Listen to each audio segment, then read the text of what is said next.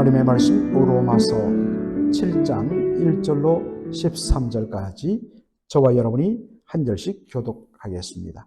형제들아, 내가 법 아는 자들에게 말하노니 너희는 율법이 사람의 살 동안만 그를 주관하는 줄 알지 못하느냐.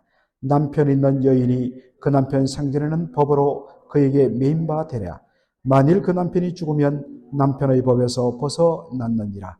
그러므로 만일 그 남편 생전에 다른 남자에게 가면 음부라 이르되 남편이 죽으면 그 법에서 자유케 되나니 다른 남자에게 갈지라도 음부가 되지 아니하느니라. 그러므로 내 형제들아, 너희도 그리스도의 몸으로 말미암아 율법에 대하여 죽임을 당하였으니 이는 다른 이 곧 죽은 자 가운데서 살아나신 이에게 가서 우리 하나님을 위하여 열매를 맺게 하려 함이니라. 우리가 육신에 있을 때에는 율법으로 말미암아 죄의 정욕이 우리 지체 중에 역사하여 우리로 사망을 위하여 열매를 맺게 하였더니 이제는 우리가 얽매였던 것에 대하여서 죽었으므로 율법에서 벗어났으니 이러므로 우리가 영의 새로운 것으로 섬길 것이요 의문의 모은 것으로 아니할지니라. 그런즉 우리가 무슨 말을 하리요? 율법이 죄냐? 그럴 수 없느니라. 율법으로 말미암지 않고는 내가 죄를 알지 못하였으니 곧 율법이 탐내지 말라 하지 아니하였다면 내가 탐심을 알지 못하였으리라. 그러나 죄가 기회를 타서 계명으로 말미암아 내 속에서 각양 탐심을 이루었나니 이런 법이 없으면 죄가 죽은 것임이니라. 전에 법을 깨닫지 못할 때에는 내가 살았더니 계명이 이름에 죄는 살아나고 나는 죽었도다. 생명에 이르게 할 그 계명이 내게 대하여 도리어 사망에 이르게 한 것이 되었도다. 죄가 기회를 타서 계명으로 말미암아 나를 속이고 그것으로 나를 죽였는지라. 이로 보건대 율법도 거룩하며 계명도 거룩하며 의로우며 선하도다. 다 같이요. 그런즉 선한 것이 내게 사망이 되었느냐? 그럴 수 없느니라. 오직 죄가 죄로 드러나기 위하여 선한 것으로 말미암아 나를 죽게 만들었으니 이는 계명으로 말미암아 죄로 심히 죄되게 하려 함이니라. 아멘. 오늘 저는 로마서 7장 1절로 13절의 말씀을 가지고 하나님을 위하여 열매를 맺게 하려 함이라는 제목으로 말씀을 전하고자 합니다. 우리가 로마서 6장을 이틀 동안 살폈는데 예수님의 십자가와 부활의 놀라운 구원의 역사로 생명을 얻은 성도들에게는 더 이상 죄의 지배와 주관이 있을 수 없다라고 말합니다. 바울은 그것을 바로 율법과 구원받은 성도들의 이 관계를 바로 결혼한 여인을 통하여서 설명합니다. 결혼한 여인은 이건 남편도 마찬가지입니다. 그러나 그 당시에는 가부장적 사회였기 때문에 이것을 설명할 때 여인을 가지고 많이 설명합니다. 결혼한 여인은 그 남편이 살아있을 동안에 다른 남자에게로 가면 바로 간음이다. 그렇게 말을 합니다. 이유는 바로 결혼법에 의해서 남편이 살았을 동안 두 부부는 함으로 묶여 있기 때문입니다.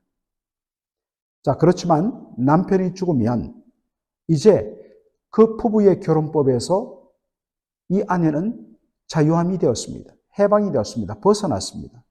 그러므로 남편이 죽은 후에 다른 남자에게 바로 재혼을 한다 하더라도 그 누가 그 여인을 가지고 당신은 음부요라고 말할 수 없는 것입니다. 이건 당연한 것이죠.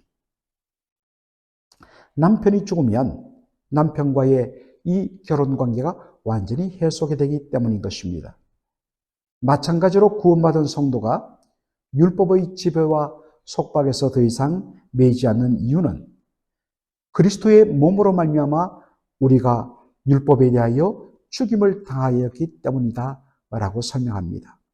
여러분, 이 말씀의 의미를 우리가 좀 더 정확하게 이해하기 위해서는 구원받기 전 우리가 율법의 지배를 받던 그때를 한 번 더 살펴볼 필요가 있습니다.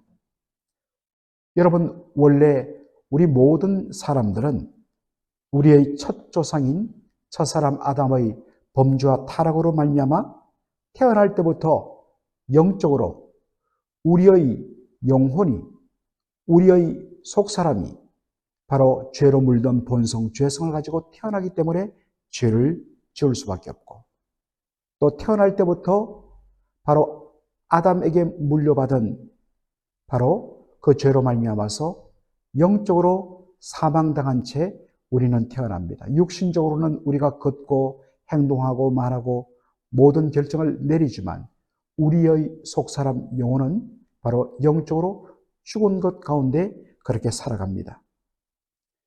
영적인 사망이란 말, 이 죽음이란 말은 원래 분리되고 단절됐다는 뜻입니다. 육신의 사망은 사람을 구성하고 있는 육체와 바로 영혼이 분리될 때 우리는 육적인 죽음이라고 이야기합니다. 그렇다면 영적인 사망이란 죄와 허물로 말미암아 생명의 근원이신 하나님으로부터 우리의 영혼이 분리되는 것, 이것이 영적인 사망입니다. 당연히 생명의 근원이신 하나님으로부터 분리되고 단절된 영적인 사망 상태에 있기 때문에 그러한 사람들은 하나님 없는 삶, 그리고 오직 자기중심적인 삶을 살 수밖에 없습니다. 또한 모든 아담의 후손들은 첫사람 아담으로부터 물려받은 바로 죄로 오염된 본성, 곧 죄성을 가지고 태어납니다. 그 결과 우리는 근본적으로 숙명적으로 죄를 지을 수밖에 없는 그런 존재인 것입니다. 바로 이것 때문에 우리는 죄의 삭선 사망이라는 율법의 저주 아래 묶여서 살 수밖에 없는 것입니다. 그런데 우리가 어떻게 이 율법의 지배, 죄를 지었을 때는 죄의 삭선 사망이라는 이 무서운 심판을 받게 되는 이 율법의 지배에서 벗어나 우리가 자유함을 얻었는가 하는 것입니다.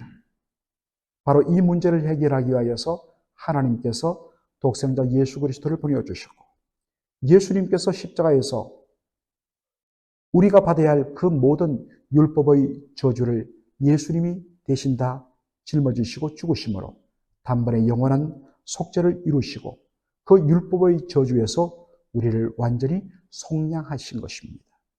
여러분 이야기했지만 속량이란 말은 노예 시장에서 노예 몸값을 지불하고 그 노예를 사와서 노예에게 자유와 해방을 주는 것이 속량이라고 이야기했습니다. 이 놀라운 은총을 우리가 누리는 방법이 믿음이라고 이야기했습니다. 여러분, 우리가 예수를 믿는다 했을 때 영어 성경에도 말하듯이 I believe in Jesus Christ, 내가 예수 그리스도를 믿는다 했을 때에 왜 거기에 believe, 믿는다라는 말 뒤에 꼭 전치사 in이 붙는가? 이것은 헬라어 믿는다는 표현을 그대로 영어가 따온 것인데, 예수를 믿는다라는 말은 정확하게 예수 안으로 들어가, into, 예수님 속으로 들어가. 그 예수님께 자신의 모든 것을 다 내려놓고 맡기고 의지하고 기대고 그 결과 예수님과 완전히 포개지는 것, 이것이 예수를 믿다는 말의 정확한 그림입니다. 예수님 속으로 들어가 예수님께 전적으로 모든 것을 다 맡기고 거기에 의지함으로 말미암아 바로 예수님과 온전히 유나이티드, 연합되는 것, 이것이 예수를 믿다라는 말의 원래 원어적인 의미입니다. 믿음으로 말미암아 예수님 속으로 들어가 예수님과 연합을 이루므로 예수님께서 십자가와 부활을 통하여 이루신 그 모든 속죄함과 의와 구원이 바로 우리의 것이 되는 것입니다.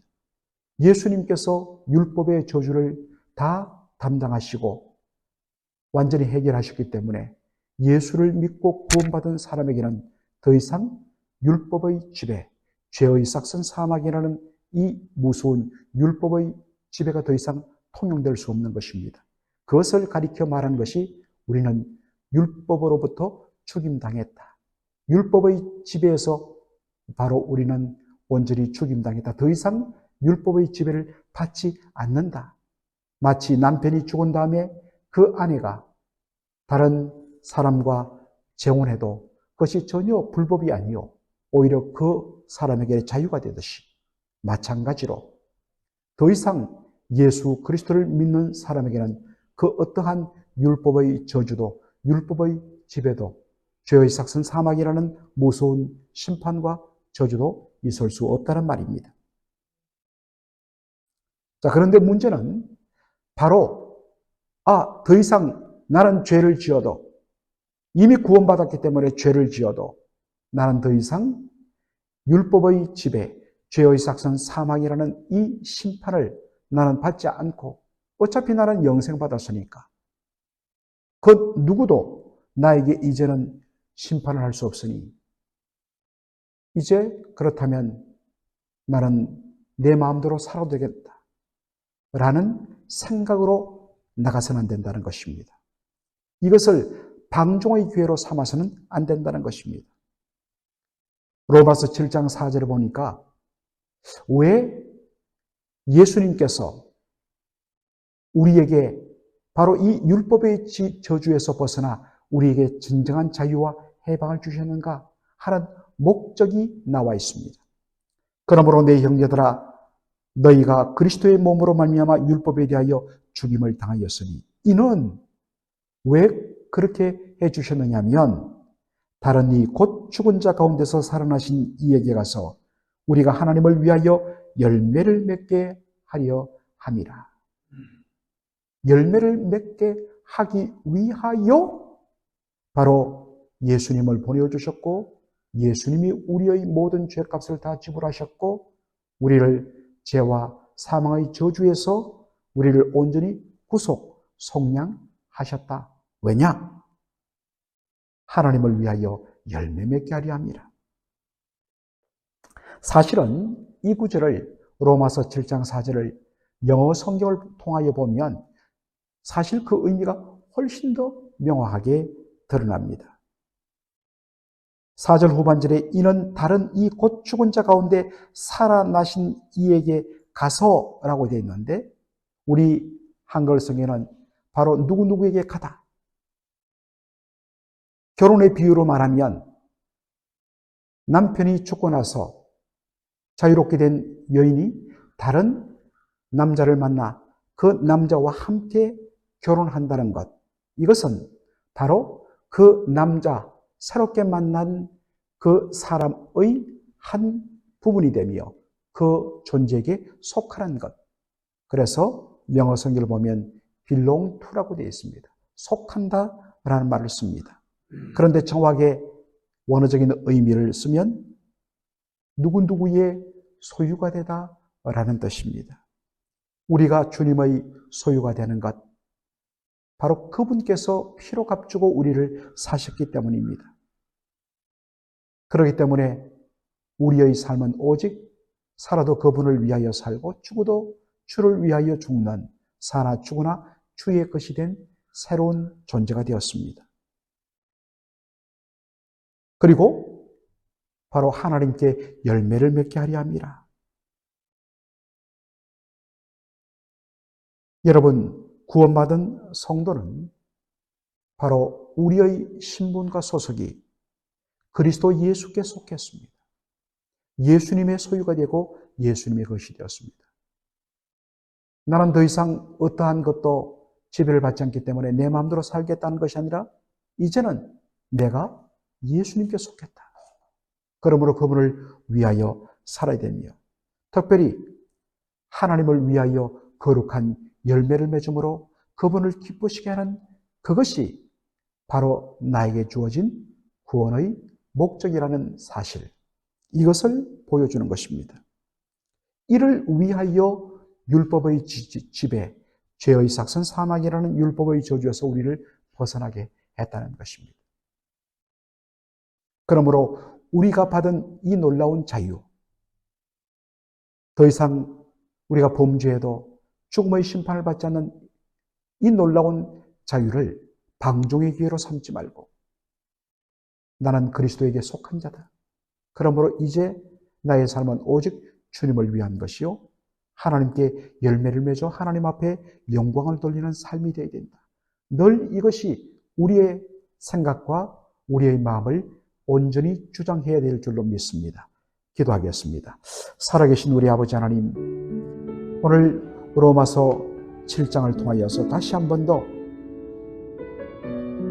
우리가 율법의 집에서 벗어나 자유를 맛본 이 놀라운 은혜가 바로 우리 주 예수 그리스도의 십자가 부활의 복음으로 말미암아 주어진 것임을 다시 한 번 더 확인합니다. 그런데 이 놀라운 은혜를 받은 우리들, 더 이상 우리가 율법의 지배에 매일 필요가 없기 때문에 이제는 내 마음대로 살아도 아무 문제 없다는 방종의 유혹에 빠지지 말게 하여 주시고, 바로 우리가 이제 그리스도 예수께 속했기 때문에 우리의 신랑 되신 예수님, 그분 앞에 정말 정결한 신부로서 살아가며 하나님 앞에 열매 맺는 그러한 삶이 되도록 더욱더 말씀의 은혜 가운데 몸부림치는 저희들이 되게 하여 주시옵소서.